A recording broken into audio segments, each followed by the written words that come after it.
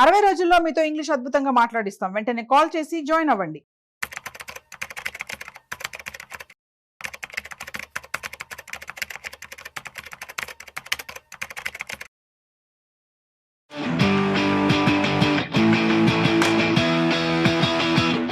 So Gen Z kids alpha beta అని చెప్పి ఒక ట్రెండ్ కొనసాగుతూ ఉంది. సో ఆల్ఫా అంటే ఒక పవర్ఫుల్ అని చెప్పి అర్థం అనమాట. అదేవిధంగా మన మ్యూచువల్ ఫండ్స్లో కూడా ఆల్ఫా బీటా మ్యూచువల్ ఫండ్స్ అని ఉంటాయి. So what ever it is, మీరు ఇన్వెస్ట్మెంట్ చేసే ముందు ఎటువంటి జాగ్రత్తలు తీసుకోవాలి, అసలు ఆల్ఫా బీటా అంటే ఏంటి మ్యూచువల్ ఫండ్స్లో, ఈ విషయాలని కూడా ఇవాళ మనతో చెప్పడానికి financial expert planner so Madhavi Reddy గారు మనతో ఉన్నారు. సో వారి మాటల్లో మరింత సమాచారం అడిగి తెలుసుకుందాం. హాయ్ మ్యామ్, నమస్తే. నమస్తే అండి. Yeah ma'am, so alpha beta Gen Z kids కి ఇప్పుడు బాగా ట్రెండ్ అయ్యే వర్డ్ అన్నమాట. అవునవును. సో మనం ఇప్పుడు మూవీస్ లో కూడా బాగా యూస్ చేస్తున్నారు ఈ alpha word.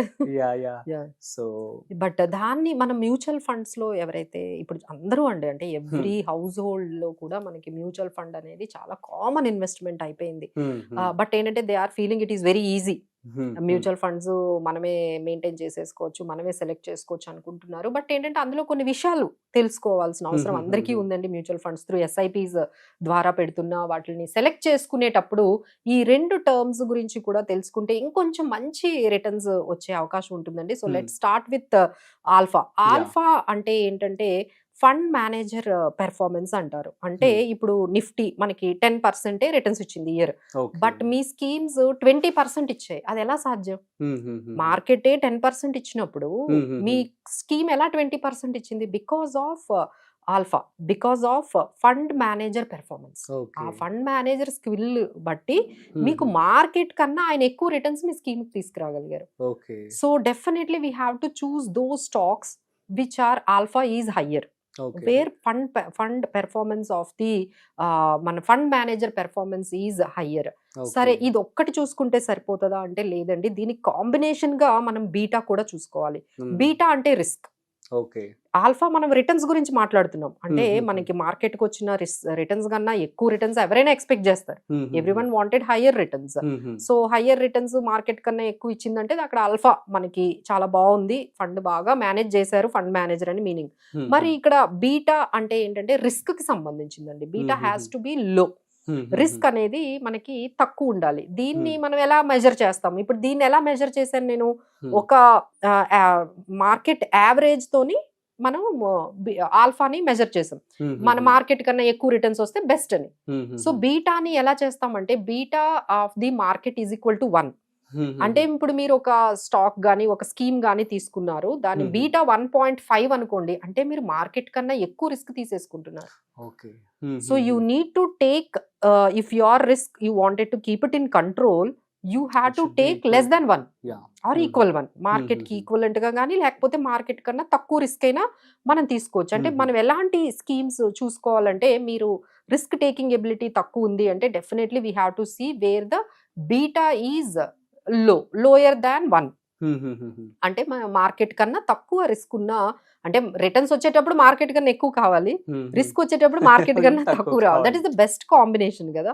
So there are many combination schemes మీ దగ్గర. అంటే మీరు చాలా హోల్డ్ చేసి ఉండొచ్చు. సో కొన్ని స్కీమ్స్ ఎలా ఉంటాయి అంటే హై బీటా ఉంటుంది, హై ఆల్ఫా ఉంటుంది, రెండు ఎక్కువ ఉంటాయి. అలాంటివి మీ దగ్గర ఉండొచ్చు. కొన్ని ఏంటంటే లోయెస్ట్ ఆల్ఫా ఉంటుంది, హై బీటా ఉంటుంది, విచ్ ఆర్ రెడ్ ఫ్లాగ్.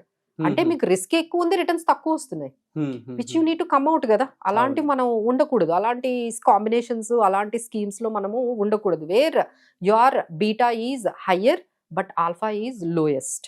అంటే మీ రిటర్న్స్ కన్నా మీ రిస్క్ ఎక్కువ ఉంది. అలాంటి స్టాక్స్ మనకి, అలాంటి combinations for the mutual funds is red flag అనుకోండి. So what is the best combination అనుకుంటే హయ్యర్ రిటర్న్ అంటే higher alpha, lowest beta. This is the best combination అండి. సో ఎప్పుడైనా మీరు స్కీమ్స్ సెలెక్ట్ చేసుకునేటప్పుడు మీరైతే సెలెక్ట్ చేసుకోవచ్చు. నిజంగా ఇలాంటి ఐడియల్ కాంబినేషన్ ఉంటుందా అంటే డెఫినెట్లీ ఉంటున్నాయండి. మార్కెట్లో ఇలా హయ్యెస్ట్ ఆల్ఫా ఉండి లోయెస్ట్ బీటా ఉన్న కొన్ని నేను ఇక్కడైతే స్పెసిఫై చేస్తాను. సో లెట్స్ సే ఎగ్జాంపుల్ మనకి హెచ్డిఎఫ్సి ఫోకస్డ్ ఫండ్ ఉందనుకోండి, దాని బీటా 0.76 అంటే 1 కన్నా తక్కువ.